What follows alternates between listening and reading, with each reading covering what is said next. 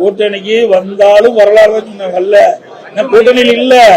கூட்டணியில் இல்லாதவோ அது கேட்கிற கேள்வி கூட்டணியே வரலையே.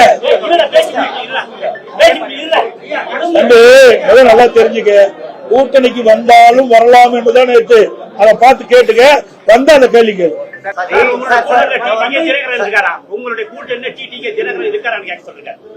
அதாவது எங்க கூட்டணியில் இப்போ பாரதிய ஜனதா கட்சி இருக்கு, அப்புறம் இன்னும் சில கட்சிகள் இருக்கு.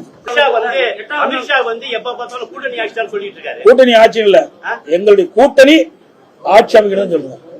கூட்டணி ஆட்சி அமைக்கணும் சொல்றேன். நீங்க தவறா புரிஞ்சுட்டு வெளிப்பட்ட நான் என்ன, நான் தான் தெளிவா சொல்லிட்டுல.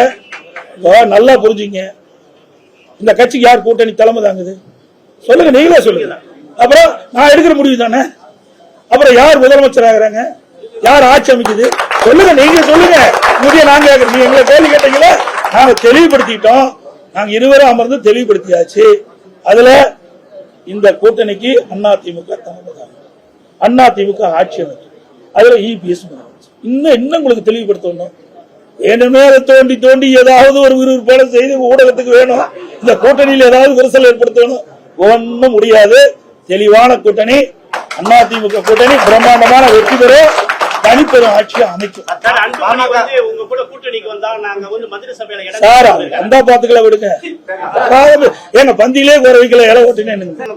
எந்த ஒரு நிபந்தனையும் இல்லாம ஓ பன்னீர்செல்வம் வரதுக்கு தயாரா இருக்காரு சார். அதெல்லாம் கடந்து போச்சு, காலம் கடந்து போய்விட்டோம் சார். பாமக பல 2 அணியா இருக்கா சார். ஒண்ணு அப்பா ஒரு புள்ளியா சார். அதெல்லாம் உட்கட்சி பிரச்சனை சார். உட்கட்சி பிரச்சனை நாங்க எப்படி சார் தலையிட முடியும்? இந்த கட்சிக்குள்ள இருக்கிற பிரச்சனை, அது அவருடைய பிரச்சனையை நாங்க தலையிட முடியும்.